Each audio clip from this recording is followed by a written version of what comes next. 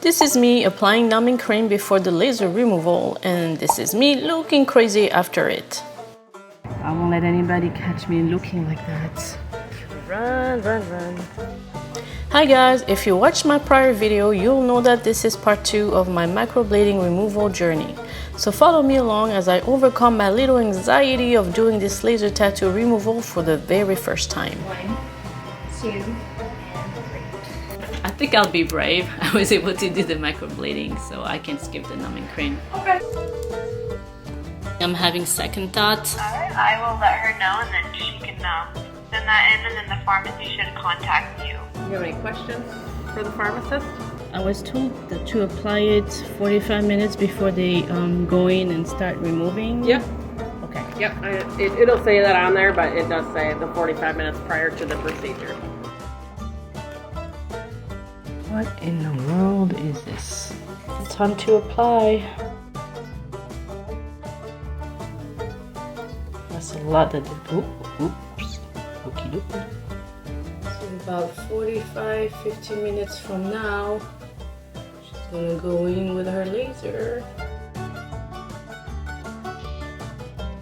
I read a lot before doing this, and I heard that 755 wavelength is like the sweet spot. It's the sweet spot, yeah. 1064 was like the OG lasers from like 20 years ago. That's what they started with, and they were good at black ink, but they couldn't really do any colors. Okay. So then when they knocked it down to 755, they're like, okay, we can still do black, but we can now also do color. It's pretty fast. Yep. Okay. We literally just trace right across the brow. I go slow enough though to make sure that we're not missing, you know, any spots. We'll get a reaction on the skin automatically where it frosts, where it kind of turns white, so we know that we got all the pieces. There's no bleeding with this laser. Yeah. Okay. So this wavelength doesn't break the skin, and it actually, the technology isn't changed because it's a Picosure, right, is the name of the company.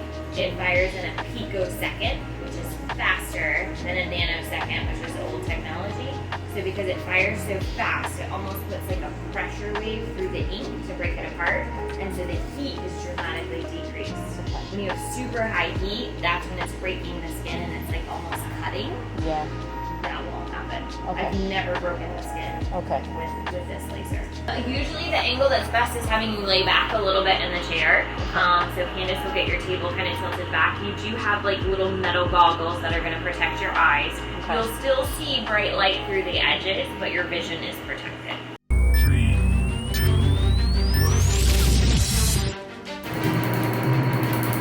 1. Great, you're already halfway there.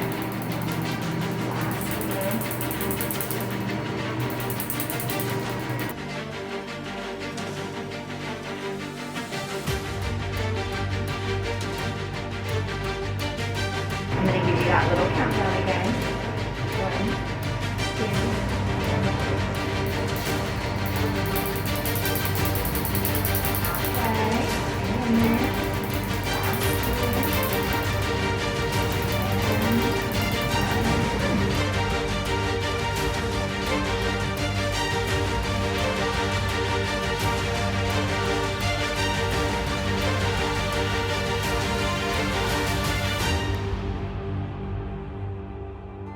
Well, here we are, looking lovely.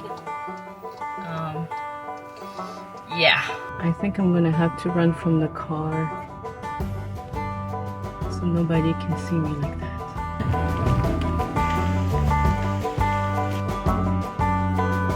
Let's talk about the experience. It wasn't that bad, but only because it was fairly quick. She did a spot test on this side and stopped to tell me that it was going to look orange, and she asked me if I was okay with her continuing with the procedure. My guess is she's asking me that question because she must have encountered patients that just came out not feeling happy because they were not told that, or they did not expect for their eyebrows to turn a weird color.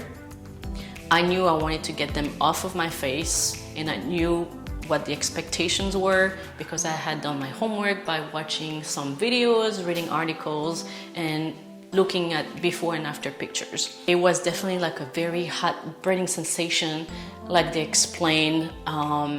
it feels like a hot rubber band just snapping against your skin, like tap, tap, tap, tap, tap, tap, tap. They gave me a stress ball, which I appreciated because I needed something to squeeze into. Had I not been given that ball, I probably would have left some really deep nail marks. I'm hoping for the best. I know that you have to build patience with these kind of things because the results will not happen overnight.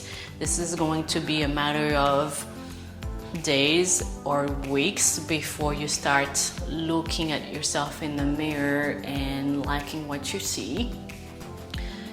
I'm actually really happy already because I can see my eyebrow hair again, which I have not seen this well, this clearly for a little bit over 2 years now. Let me wipe some of that cream that's running down my eyelid. Don't want to get that into my eyeballs because I'm sure it's not going to feel good. She did say that she thinks, looking at my eyebrows, that it would take 5 to 7 sessions to get it all out. I'm hoping that's not the case because I'm paying $200 a session for this. So you're looking at over $1,000 when those eyebrows cost me about $400 to be microbladed. So it takes a whole lot more money and pain and suffering to get them off than putting them on. So think about that, ladies, before you get into a microblading experience, something to consider. I don't know if there's any one of you watching this video before considering getting your eyebrows done. If you are watching, you're doing a very good job at doing your due diligence. They did tell me during the consultation that they had one patient that only needed 1 session and all the pigmentation of the microblading was gone. Don't know if that will be my case because I feel like, especially this eyebrow, I definitely can still see the ink over here. They gave me a sheet of instructions for post-treatment. Of course, they don't want you to expose yourself to the sun, sorry, for at least 2 weeks, but preferably 4 weeks. No tanning beds, of course, so I'm just gonna have to wear a hat when going for a walk. Also, if you're going to wear sunscreen, it says it should be a physical block with zinc or titanium dioxide. Also, no physical exercise that causes perspiration. That should be discontinued for at least 2 to 7 days after treatment because the sweat may disrupt the healing process.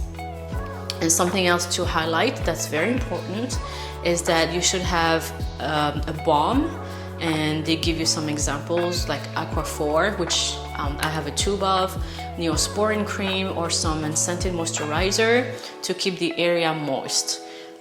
They did say clean with the mild soap daily, allowing the water to run over the tattoo. And you can use Tylenol if you have some discomfort. I think I'll be fine. They do say that redness and swelling is typical. Some pinpoint bleeding may occur. I'm not seeing that. Do not peek, peel, rub, scrub, or scratch the skin in the treatment area through the healing process. And if crusting occurs, do not shave or pick the area. So don't do stupid stuff after the laser treatment if you want to have successful results. I'm going to be documenting this, maybe not every day, but at least maybe once a week, just to show you how that redness is fading. No more microblading for me. I think this is just a wild guess, but I'm thinking half of the patients that remove their microbladed eyebrows is so that they can do it again with a different shape, maybe different color, lighter or darker. And then the other 50% of the population, and that's the one I fall in, they just want them gone because they didn't like what they had or they just got bored with it, and they're definitely not considering doing microblading again. And that's definitely going to be me over here. I am not going to do any more microblading. I am done messing with this area. I'm just going to have to put, a few more minutes of my time in the morning to do my makeup routine, which will now consist of filling in my eyebrows, just like back in the old days. And I'm fine with that. This is day 2 of the laser treatment. I can tell you that I'm starting to feel some tingling sensation right over here on both sides. It's starting to itch, and that's the exact same sensation I had when I got my eyebrows microbladed. This is day 3. Definitely see ink left over here, up here in the corner, and all the way down to the tail.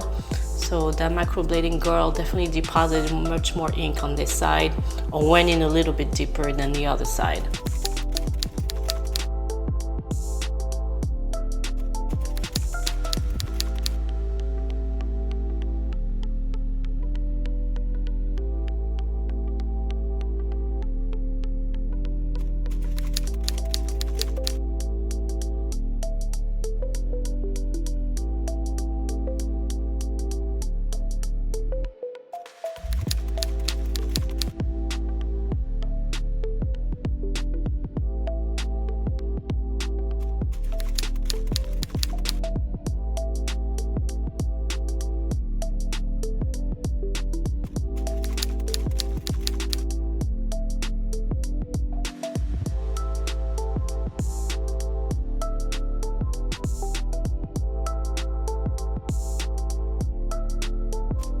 In part 3 video, I'll take you with me on my second laser removal appointment in the hopes that this will take off all my leftover redness. I'm calling to schedule my second laser tattoo removal appointment.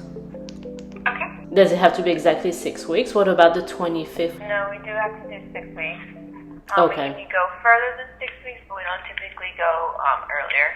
Gotcha. Well, this is all I've got for you guys today. If you have any questions or comments to share, please drop them below. And on another note, if you live in Florida or like to vacation there, we've got another YouTube channel called Francos in Florida, where you'll find many videos on things to do and things to see in the Sunshine State.